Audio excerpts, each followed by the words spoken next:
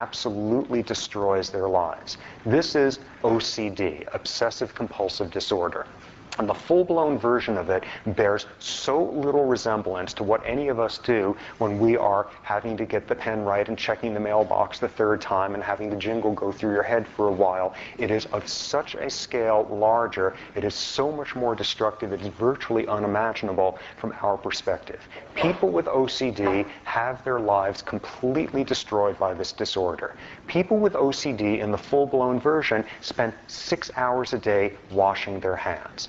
The characteristic that's always at the top of the list with OCD is this obsessive focusing on hygiene, this worry that you are constantly in some way soiled. 6 hours a day of washing. These are people who cannot hold down jobs, their marriages come apart, their relationships are destroyed because they cannot stop washing. And you have in the reader one profile of somebody with OCD from a book entitled The Boy Who Couldn't Stop Washing. This is the symptom that always pops up at the top of the list, and the actual washing process is ritualistic beyond belief. These are people who have bought 7 different kinds of antibacterial soap. They go through this whole sequence. The water has to be a certain temperature for the first level of washing, then a certain type of towel that they dry themselves off with. That towel has to be put out of the room because it's dirty. Then the next layer of washing with the next soap. Go through 2 hours of this. They're finally done. Turn to leave to go to their job, go to their whatever,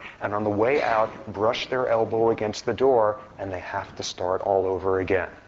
And you will stop them at that point and say, you will miss this interview, you will not get this job. And they will say, yes, I know, but I'm not going to be able to function, and it's dirty. I know my elbow, I know I'm going to touch it then, and then I'll get it in my face, and I just have to start over. I'm not going to be able to get anything done today anyway, so I need to go wash. If I don't wash, I'm not going to be able to do it. And back they go, and hours of this. People with OCD spend half their waking hours doing this. People with OCD just have constant sequences of numbers going in their heads, constant jingles, intrusive thoughts. They cannot stop thinking, what if I don't stop the car at the next stop sign? What if I run down this person?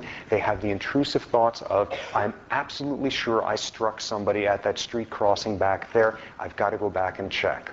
Okay, they don't see anybody there. They drive on 5 miles down the road.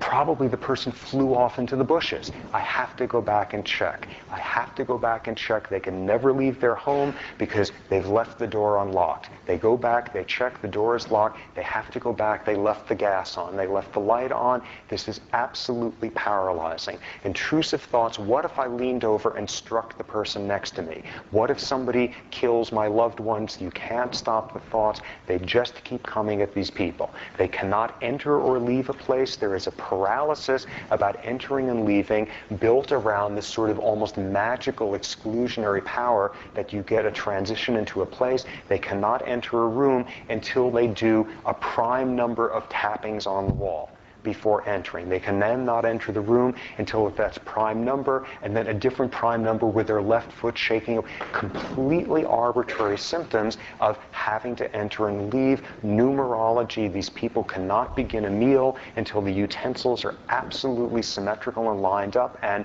they're never perfectly symmetrical.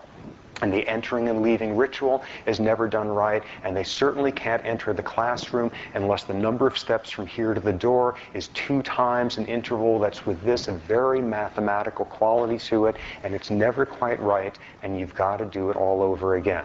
And what's been pointed out, one of the really interesting sort of insights as to what OCD is about is that this is an anxiety disorder. This is a pathological attempt to impose structure, to impose predictability, to impose control in a world where everything is pathologically provoking of a sense of dis-ease and uncertainty and anxiety.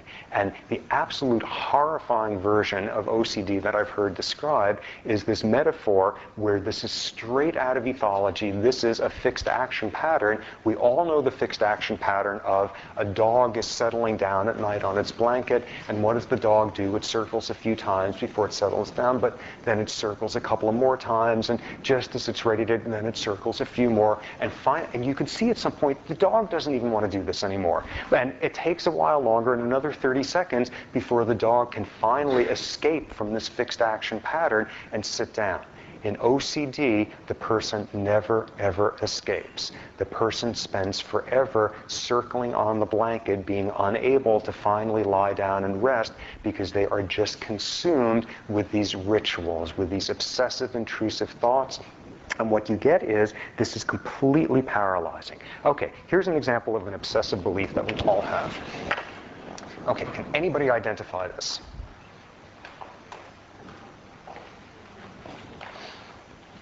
Okay, here's what it is. This is an aerial view. In fact, it's a satellite photograph of here. This is a tray of Rice Krispie treats.